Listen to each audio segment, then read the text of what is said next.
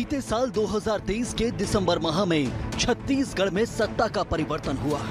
5 साल बाद भाजपा फिर से सत्ता में काबिज होने में कामयाब रही, मगर विधानसभा चुनाव की सरगर्मियों से लेकर अब तक करीब आधा दर्जन भाजपा नेताओं की नक्सलियों के द्वारा हत्या कर दी गई है। ताजा मामला 6 मार्च को बीजापुर जिले में भाजपा व्यापारी प्रकोष्ठ के मंडल उपाध्यक्ष कैलाश नाग की हत्या का है। उससे ठीक पहले 1 मार्च को बीजापुर जिले में ही भाजपा नेता और जनपद सदस्य तिरुपति काटला की हत्या नक्सलियों ने की थी। इससे पहले रतन दुबे, बिरजू तारम, रामा पुनेम, महेश गोटा, काका अर्जुन, रामधर अलामी, सागर साहू, नीलकंठ कक्केमम, बुधराम करटाम की भी हत्या नक्सलियों के द्वारा की जा चुकी है। ऐसे में सरकार की जिम्मेदारी से सरकार द्वारा चलाए जा रहे एंटी नक्सल ऑपरेशन की वजह से नक्सलियों की बौखलाहट करार दे रहे हैं। सरकार लगातार जिस दिशा में आगे बढ़ रही है नक्सलवाद के उन्मूलन की दिशा में, तो ये बौखलाहट में लगातार कार्रवाई हो रही है, लेकिन हमारी सरकार नक्सल उन्मूलन के लिए प्रतिबद्ध है और इसकी प्रतिबद्धता के साथ हम आगे बढ़ेंगे। बीजेपी के पदाधिकारी और कार्यकर्ता लगातार नक्सलियों के निशाने पर रहे हैं और हमारी सरकार नक्सल उन्मूलन के लिए प्रतिबद्ध है। इस दिशा में मजबूती से हम काम कर रहे हैं। भाजपा नेताओं की लगातार हो रही हत्या को भले ही सरकार के जिम्मेदार नक्सलियों की बौखलाहट करार दें, मगर कांग्रेसी इसे सरकार की नाकामी करार दे रहे हैं। कांग्रेस संचार प्रमुख सुशील आनंद शुक्ला कहते हैं कि 3 माह के भीतर ये सरकार अलोकप्रिय होने के साथ साथ अपने ही पार्टी के नेताओं की रक्षा करने में नाकामयाब रही है। इस सरकार को बातें करने से परे आत्म अवलोकन करना चाहिए। देखिए, इन हत्याओं के लिए विष्णुदेव सरकार की अकर्मण्यता जिम्मेदार है। इस सरकार की कोई नीति नहीं है। जब से सरकार बनी है लगातार नक्सली घटनाएं बढ़ी हैं। न सिर्फ भारतीय जनता पार्टी के नेता, आम आदमी की भी हत्या हो रही है। यह सरकार की नाकामी है। इस सरकार के नक्सल के मामले में कोई भी नीति नहीं है, जिसका दुष्परिणाम छत्तीसगढ़ की जनता को भुगतना पड़ रहा है। भाई, बीजेपी और सरकार में उनको यह मालूम होना चाहिए कि वो विपक्ष में नहीं है। इस प्रदेश में कानून व्यवस्था बनाए रखने की जवाबदारी उनकी है। हमारी सरकार थी, 80% नक्सलवादी घटनाओं में कमी हुई थी।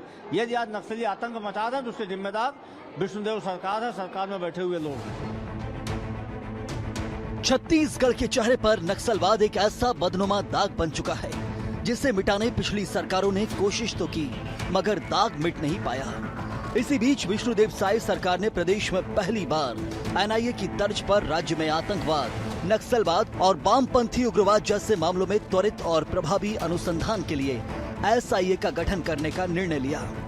सरकार की इन तमाम कोशिशों से भाजपा नेताओं सहित अन्य की हत्या का सिलसिला कब रुकता है और हमारा शांत प्रदेश छत्तीसगढ़ नक्सलवाद से कब मुक्त होता है, ये वक्त ही बताएगा। Bureau report, BSTV, Chhattisgarh. नमस्कार, जवाब तो देना होगा। मैं आप सभी का स्वागत है। मैं हूं डॉक्टर अवधेश मिश्रा। छत्तीसगढ़ के माथे पे एक ऐसा बदनुमा दाग जिसे नक्सलवाद के रूप में जाना जाता है, सरकारों ने कोशिशें तो बहुत की, लेकिन वो कोशिशें धरातल पे उस स्तर पे कामयाब नहीं हो पाई जिसकी उम्मीद सरकारों को, जिम्मेदारों की थी। दिसंबर में सत्ता के परिवर्तन के बाद भी एक क्रम जारी, और हैरानी की बात ये कि जो बीजेपी बतौर विपक्ष इसे टारगेट किलिंग करार देती थी, बीजेपी की सरकार बनने के बाद भी बीजेपी नेताओं की हत्या की जा रही है। हैरानी इस बात को भी लेकर होती है कि बीजापुर में 1 सप्ताह के भीतर 2 नेताओं की हत्या कर दी जाती है, जिसपे अब सियासत जो है वो अपने चरम पे पहुंच चुके हैं। आज इसी विषय पे चर्चा करेंगे। बेहद ही खास मेहमान हमारे साथ जुड़े। पहले मेहमानों का तारुफ आपसे करा देता हूं। बीजेपी की ओर से श्रीचंद सुंदरानी जी है, आप पूर्व विधायक है, वरिष्ठ नेता है। सुंदरानी जी, आपका स्वागत है। कांग्रेस की ओर से अभय नारायण राय जी है, वरिष्ठ नेता है, प्रवक्ता है। अभय जी, आपका स्वागत है। बतौर राजनीतिक विश्लेषक, पत्रकार और बस्तर के पत्रकार सुरेश महापात्र भी हमारे साथ है। सुरेश जी, आपका भी स्वागत है। हमारे बीजापुर के संवाददाता विशाल भी हमारे साथ है। विशाल, आपका भी स्वागत है। सुंदरानी जी, मेरा पहला सवाल आपसे है, सत्ता का परिवर्तन हो गया, व्यवस्थाएं नहीं बदल पा रही है, आपके ही पार्टी की नेताओं की हत्या कर दी जा रही है, कहां है आप और कहां है आपकी सरकार? डॉक्टर अवधेश जी, निश्चित रूप से हमारी पार्टी के नेताओं की हत्या हो रही, अभी भी हो रही, इसके पहले कांग्रेस की सरकार थी उसमें भी हो रही थी। हमने बहुत अच्छे कार्यकर्ता खोए हैं, नेता खोए हैं, लेकिन आप ये इसकी गहराई में अगर जाएंगे तो भारतीय जनता पार्टी के नेताओं की हत्या के पीछे जो कारण है क्योंकि आक्रामकता नक्सलियों के प्रति, नक्सलवाद का समाप्ति हो, नक्सलवाद को घुटने टेके जाए और उनके साथ लड़ा जाए, कहीं न कहीं नक्सलियों को आत्मसमर्पण करने के लिए मजबूर किया जाए। ऐसी परिस्थितियां भारतीय जनता पार्टी की सरकार निर्मित कर रही है, तो कहीं न कहीं निशाने पे टारगेट किलिंग में हम हैं भारतीय जनता पार्टी के लोग। हम इससे डरने वाले नहीं, हम इससे दबने वाले नहीं। हम नक्सलवाद का सफाया करेंगे, ये दृढ़ संकल्पित है। हम कांग्रेस के सरकार के जैसे नहीं है कि वो प्रत्यक्ष अप्रत्यक्ष नक्सलियों का समर्थन करे, नक्सलियों को भाई कहे, नक्सलियों के प्रति नरम रुख अपनाए, चाहे वो दिग्विजय सिंह जी हो, चाहे भूपेश बघेल जी हो या कांग्रेस के अन्य नेता हो, जो लगातार नक्सलियों को उनके प्रति नरम रुख अपनाकर कहीं न कहीं उनको प्रोत्साहन देते रहे। लेकिन भारतीय जनता पार्टी की चाहे रमन सिंह जी की सरकार थी या विष्णुदेव साय जी की सरकार है, हम गोली का जवाब गोली से देंगे और पूरी तरह से खदेड़ के रखेंगे छत्तीसगढ़। ठीक है अभय जी, सीधे जवाब दे दीजिए कि आप लोग प्रत्यक्ष अप्रत्यक्ष रूप से नक्सलियों का समर्थन करते हैं, आप लोग नक्सलियों को भाई कहते हैं, 4-5 बड़े नेताओं का नाम भी सुंदरानी जी ने लिया है, और ऐसे में दोहरा रवैया अपना के आप लोग कैसे नक्सलवाद का समाप्ति कर सकते थे? बीजेपी दृढ़ संकल्पित है नक्सलवाद को खदेड़ने के लिए, जवाब दे दीजिए। सुंदरानी जी को ये भी समझ में नहीं आ रहा है कि नक्सलवाद से लड़ना कैसे है। भाषण दे रहे हैं, कांग्रेस की सरकार थी, भूपेश बघेल की सरकार थी, तो घटनाओं में कमी आई थी, घटनाएं बंद नहीं हुई थी। 23 में भी घटनाएं होती रही और 24 में 3 महीने की सरकार में तो अब वहां लग रहा है कि नक्सलियों का राज है, विष्णुदेव साय का राज है। नक्सलवाद पे बात करने से पहले ये सोचना पड़ेगा कि बस्तर के जो आदिवासी हैं वो नक्सलियों के साथ क्यों हैं, वो सरकारों के साथ क्यों नहीं है। बहुत बड़ा एक आंदोलन हमारे नेता महेंद्र कर्मा ने सलवा जुड़ूप चलाया, सलवा जुड़ूप में लोग जुड़े, सलवा जुड़ूप में लोग गांव छोड़ के कैंप में आ गए, रमन सिंह पे भरोसा किया सलवा जुड़ूप के नेताओं ने। परिणाम क्या निकला? महेंद्र कर्मा को 32 लोगों के साथ घेर के नक्सलियों ने मारा और ये पूरी की पूरी सरकार महेंद्र कर्मा को सुरक्षा देने में नाकाम रही। तो सलवा जुड़ूप के नेता थे, ये अपनी पार्टी के नेताओं को सुरक्षा नहीं दे पा रहे। कांग्रेस की सरकार में टारगेट किलिंग कहते रहे। आज आप एक अच्छा गांव रियाद नल्ला नार की घोषणा करते हैं, 14 कैंप की स्थापना करते हैं। मैं तो कहता हूं कि नक्सल नीति बनाइए। भारतीय जनता पार्टी की सरकार है तो विपक्ष में कांग्रेस है, वहां सीपीआई है, वहां सीपीएम है, वहां आदिवासी विकास परिषद है, वहां अरविंद नेताम जैसे नेता है। सबको इकट्ठा करिए, इकट्ठा करके बात करिए और बातचीत करके इनसे लड़ने का रास्ता निकालिए। 1 महीना पहले इनके उप मुख्यमंत्री और गृह मंत्री कहते हैं कि बातचीत का न्योता मिला है, हम बातचीत करेंगे, और सुंदरानी जी कहते हैं हम खदेड़ेंगे। ये दो बातें नहीं होंगी। नक्सलवाद के खिलाफ आप सोच रहे हैं, वो आपको ठीक है। अभय जी मैं लौटूंगा, अभय जी मैं लौटूंगा आपके पास, बचाने के लिए अभय जी मैं लौटूंगा आपके पास। हमारे साथ बस्तर से बहुत ही वरिष्ठ पत्रकार सुरेश महापात्र जी जुड़े हुए हैं। सुरेश जी दरअसल दंतेवाड़ा की पत्रकारिता करते हैं, बस्तर की पत्रकारिता करते हैं, और मुझे याद है कि वो जब सीरीज चलाते हैं अपने अखबार में तब उस वक्त हलचल मच जाता है राजधानी रायपुर तक। मुझे याद नहीं आ रहा उस जगह का नाम, सुरेश जी जरा उस जगह का भी नाम बता दीजिएगा जिसको लेकर आपने सीरीज चलाया था। और दूसरी बड़ी बात ये कि सियासत से परे इस गंभीर समस्या का समाधान क्या हो सकता है, जरा इस पे भी 2 लाइन कह दीजिए। एक अवधेश जी, सबसे बड़ी बात है कि फोर्सेस पे राजनीति का एक अलग किस्म का दबाव होता है सरकार का, इस बात को स्वीकार करना होगा। बीते 5 वर्षों में कैंप्स बढ़ाए गए, पर कैंप से ऑपरेशंस ऑपरेट नहीं किए गए, ऐसा आरोप पुलिस के ही एक आला अधिकारी ने लगाया था। और यदि हम इस बात को देखेंगे तो अभी बिल्कुल बस्तर में फोर्स लगातार मूवमेंट कर रहा है, और यदि फोर्स मूवमेंट करेगा तो मुठभेड़ें होंगी, और मुठभेड़ होगी तो हमले होंगे, मौतें होंगी, शहादत होगी। और सबसे बड़ी जो चीज है जो अभी हम बस्तर में देख रहे हैं कि एक प्रकार से नक्सलियों ने भाजपा के नेताओं को निशाने पर लेना इसलिए शुरू किया है चूंकि वे अब दबाव बनाने की रणनीति पर काम करते दिख रहे हैं। चूंकि उन्हें लगता है कि जमीन पर यदि नक्सलवाद को जिंदा रखना होगा तो सरकार पर दबाव बनाने के लिए उनकी सबसे कमजोर कड़ी है बिल्कुल। उनके कार्यकर्ता। और हर कार्यकर्ता को सुरक्षा बिल्कुल सही, मुहैया बिल्कुल कराना सही। संभव नहीं है बस्तर में, पर फोर्सेस के जो मूवमेंट्स हैं ये जिस तरीके से बढ़ रहे हैं ये बड़ी बात है। और सबसे बड़ी बात यह है कि सिलगेर में करीब 3 साल पहले जो एक मूवमेंट शुरू हुआ था, छत्तीसगढ़ में नई सरकार के आने के बाद डिप्टी सीएम और गृह मंत्री विजय शर्मा स्वयं वहां पहुंचे। एक बड़ी उपलब्धि है कि वो स्वयं वहां पहुंचे और लोगों से बात किया। और जब तक सरकार सीधे ग्रामीणों से रूबरू नहीं होगी और नक्सलवाद से लोगों को विमुख होने के लिए राह नहीं दिखाएगी तो उसका समाधान संभव नहीं है। मुझे लगता है कि अभी जो तेलंगाना जो योजना है ये भी काफी प्रभावी साबित होगी, क्योंकि इम्पैक्ट पड़ने में थोड़ा समय लगेगा पर इसका परिणाम ठीक है सूरज जी, मैं लौटूंगा आपके पास। मैं सूरज जी मैं लौटूंगा आपके पास। विशाल हमारे साथ बने हुए बीजापुर के हमारे साथी संवाददाता। विशाल, लोकसभा का चुनाव सिर पे है, एक सप्ताह के भीतर 2 कार्यकर्ताओं की हत्या कर दी जाती है, नेताओं की हत्या कर दी जाती है। मनोबल को कैसे थामा जाएगा? कैसे कार्यकर्ताओं में भरोसा जताया जाएगा कि सरकार उनके साथ है, वो सुरक्षित है? जवाब दीजिए।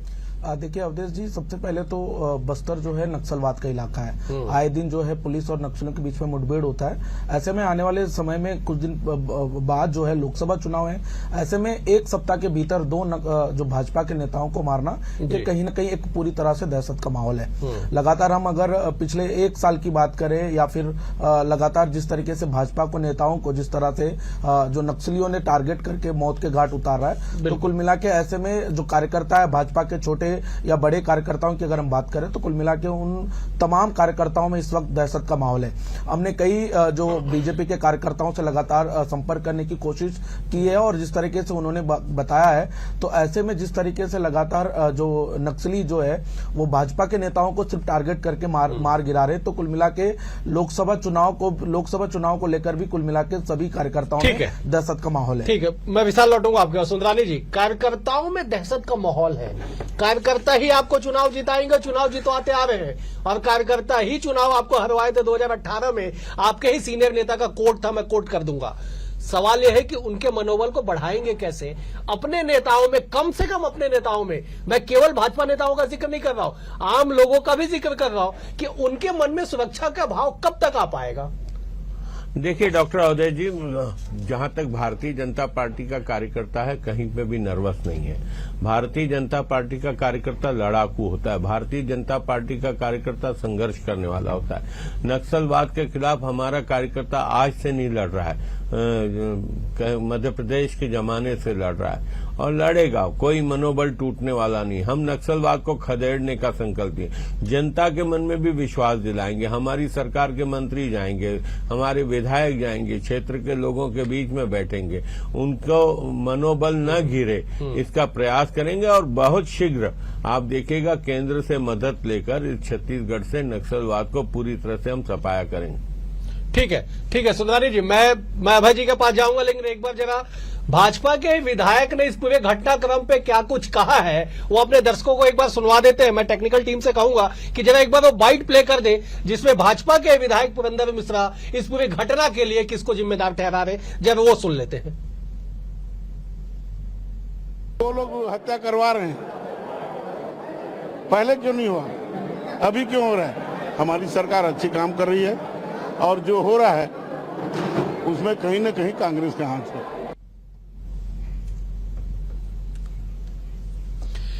अभय जी, आपने शायद सुना होगा और अगर नहीं सुने होंगे तो मैं आपको शब्दशः बता देता हूं कि कांग्रेसी हत्या करवा रहे हैं बस्तर में भाजपा नेताओं की।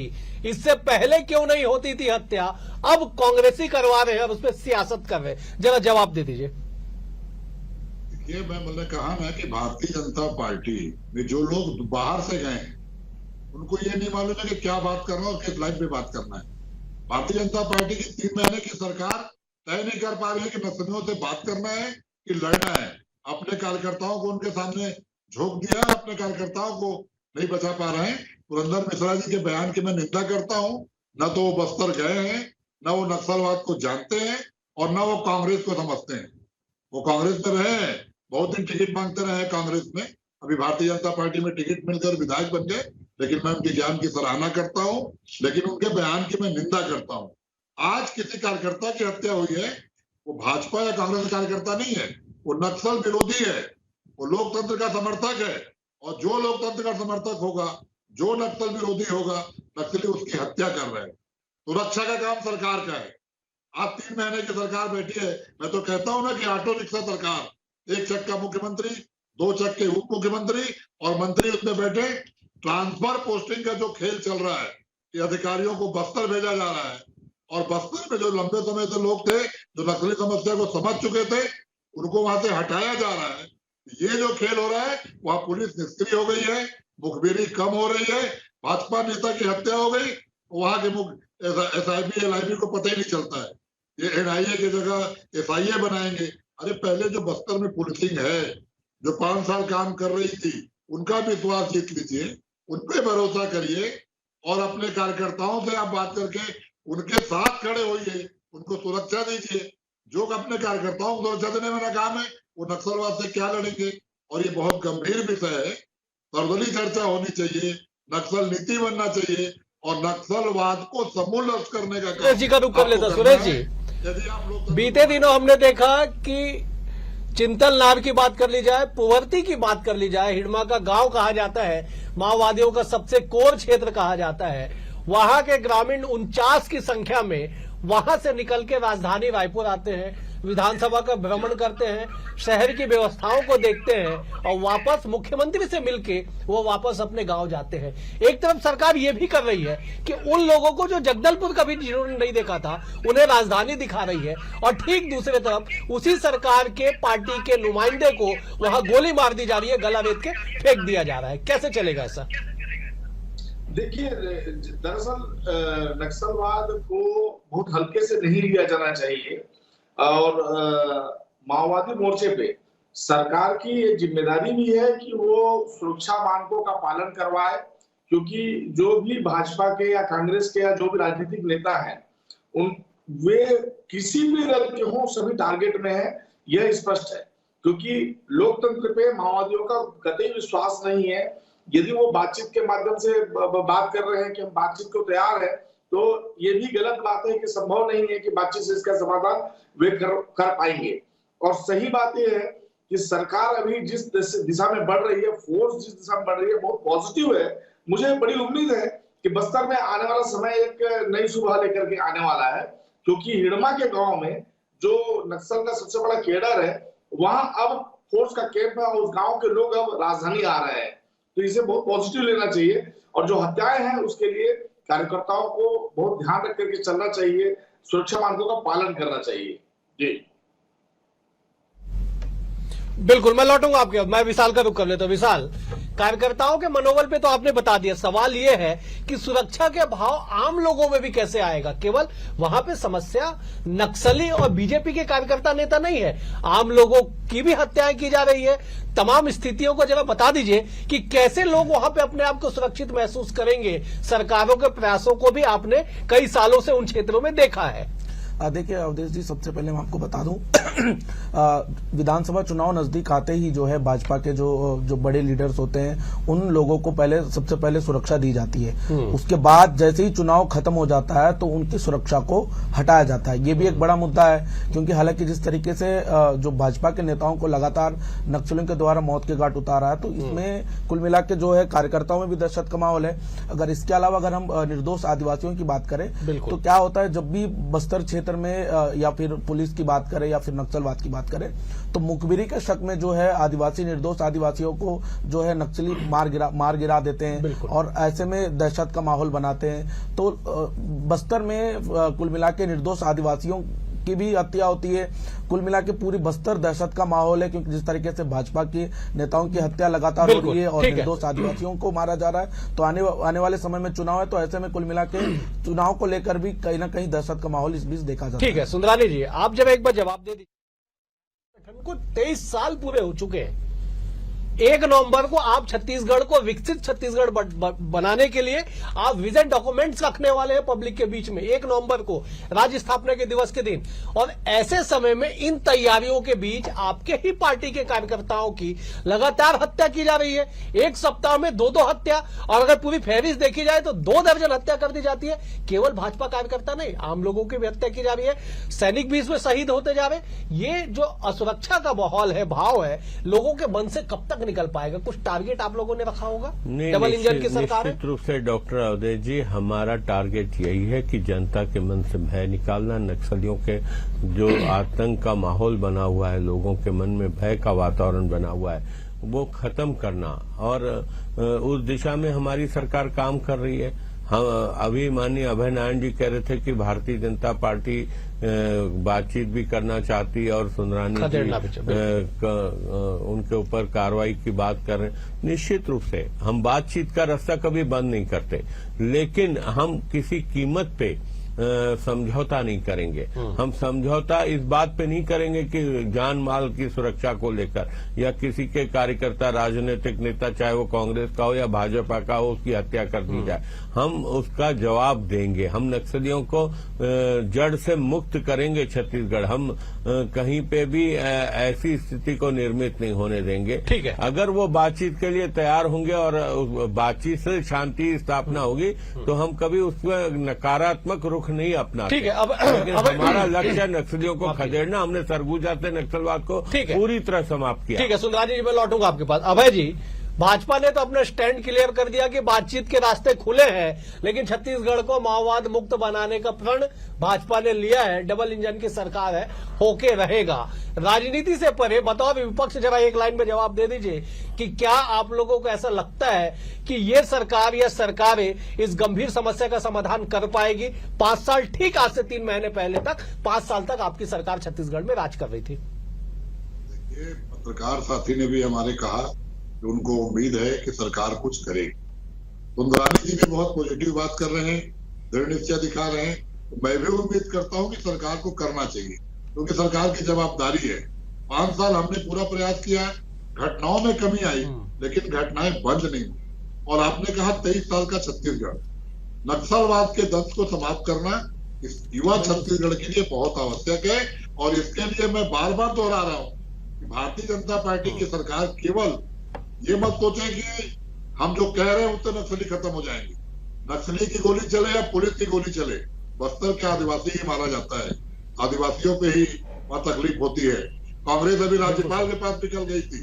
कांग्रेस की चिंता है, कांग्रेस की चिंता लोकतंत्र और संविधान है।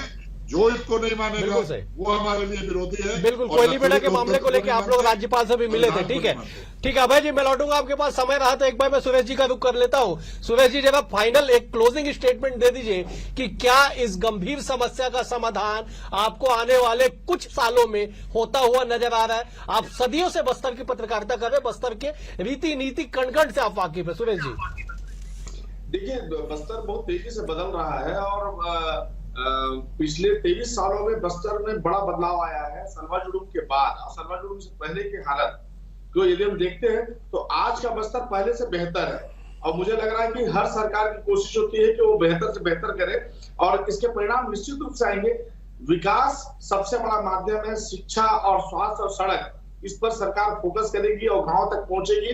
तो मुझे लगता है कि आने वाले समय में इसका समाधान बिल्कुल संभव है। चलिए, ये बड़ी अच्छी बात है कि सकारात्मक सोच के साथ समाधान की उम्मीदें दिखाई पड़े। विशाल, 10 सेकंड के लिए मैं आपके पास आ रहा हूं। जितना कठिन वहां पे बीजापुर में जीवन यापन करना है, राजधानी में ठीक उसके विपरीत है। वहां के लोगों को राजधानी की फीलिंग या राजधानी का भाव क्या लगता है, कितना जल्दी मिलने वाला है? देखिए, अब ये तो आने वाला वक्त ही बता पाएगा कि कैसे उनको राहत मिलेगी।